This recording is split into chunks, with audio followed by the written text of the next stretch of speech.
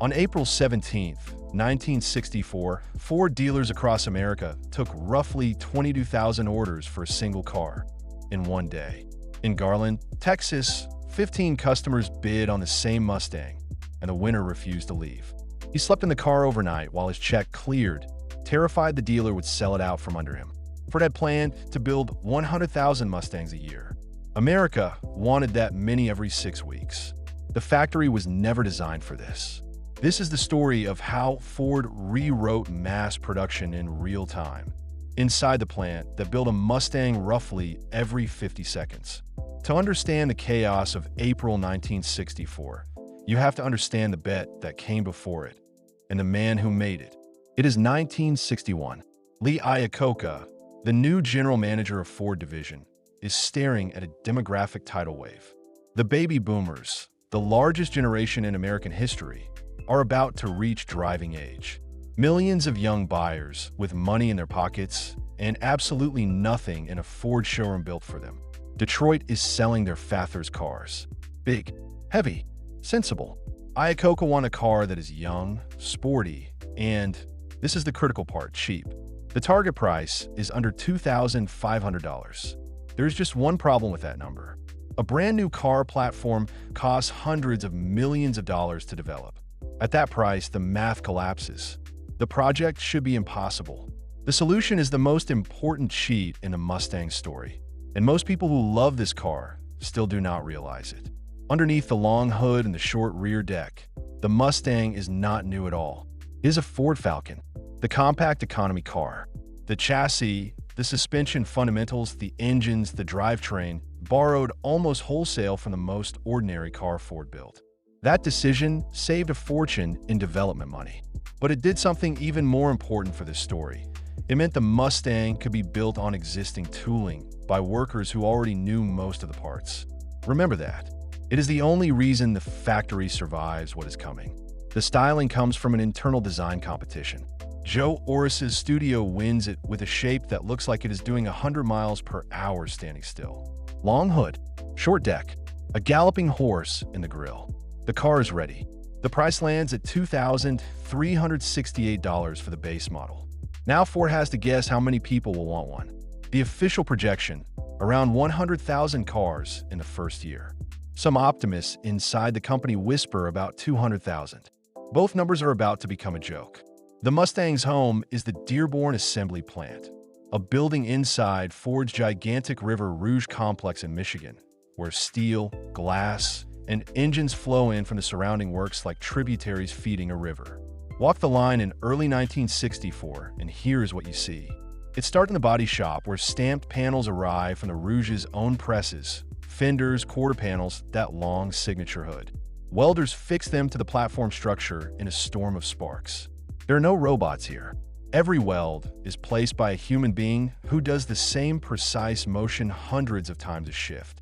From there, bodies travel to paint. Rangoon red, Wimbledon white, Caspian blue, then descend to the final assembly line where the body meets its Falcon-derived heart. The base car carries a 170 cubic inch six-cylinder.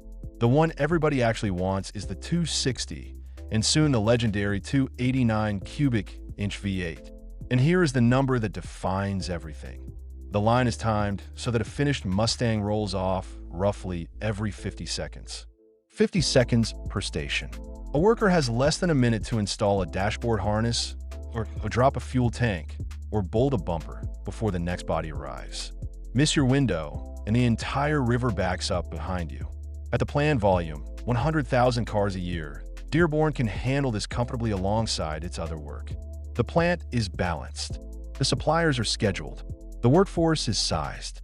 Then comes April 17th. Ford does not launch the Mustang quietly. They launch it like a moonshot.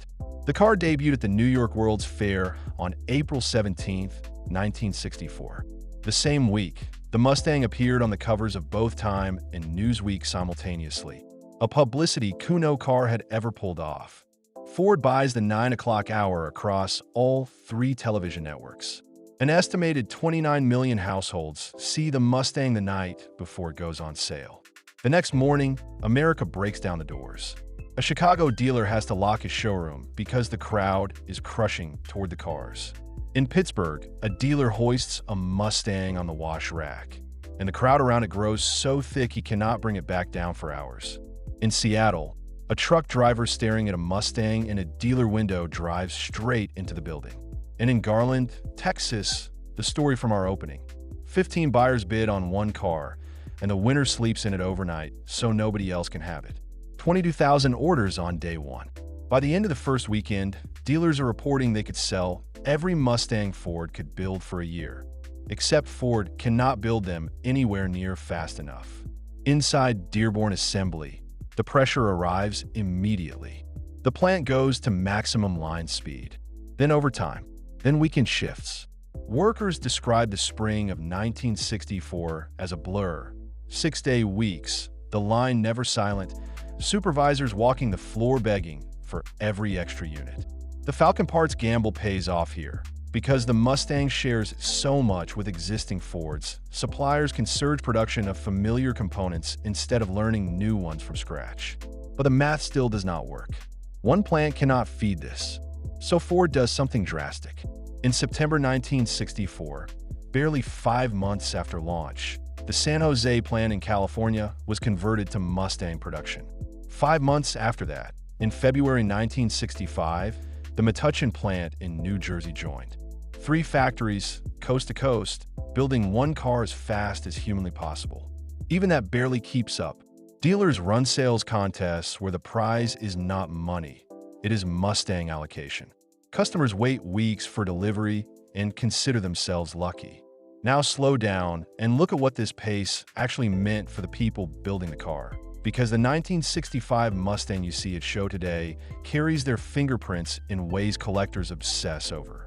At 50-odd seconds per station, with 3 plants running hot, consistency becomes a daily war. 2 Mustangs built the same week can differ in dozens of small ways. Chalk marks, paint daubs, slightly different supplier parts, depending on which plant built them, which shift, and what was in the parts bins that morning.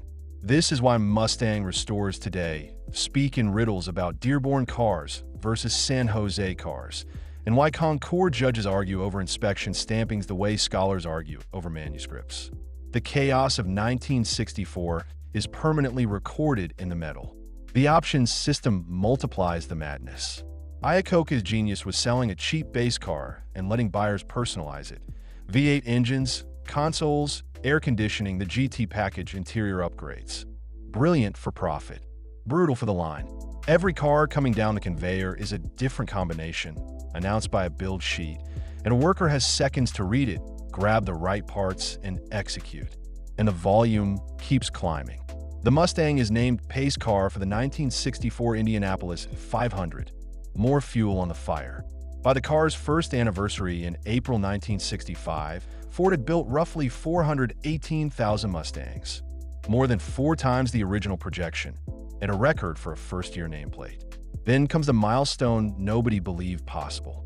In March 1966, less than 2 years after launch, the 1 millionth Mustang rolled off the line. 1 million cars, faster than any new model in history. To put that in perspective, the Mustang reached 1 million units quicker than a legendary Model A had managed decades earlier, in an era with far more competition fighting for every sale. The car that was supposed to be a modest, 100,000 a year niche product had become, by itself, one of the best-selling vehicles in America, and the most profitable gamble of Lee Iacocca's career.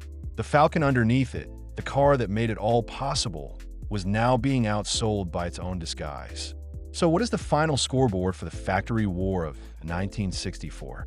3 plants, around-the-clock production, roughly 418,000 cars in year 1, 1 million in under 2 years, numbers that forced every rival in Detroit to respond.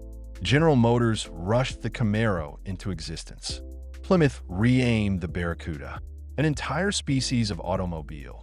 The pony car, literally named after the Mustang, was born because Dearborn proved the demand existed and proved a factory could feed it. Lee Iacocca rode the Mustang to the presidency of Ford.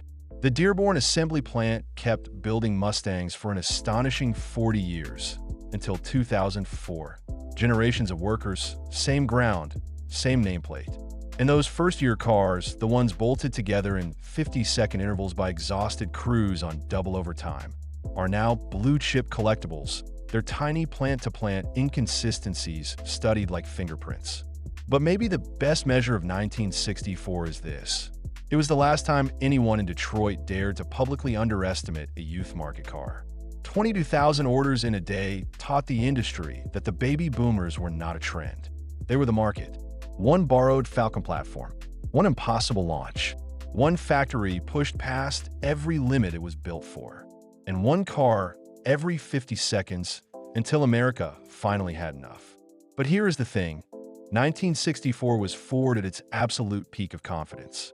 Just 6 years earlier, the same company had launched another car with the biggest marketing campaign in its history. 10 years of research, $250 million. And America did not line up to buy it. America laughed at it. The name was Edsel. And the story of how Ford built the most famous flop of all time is next.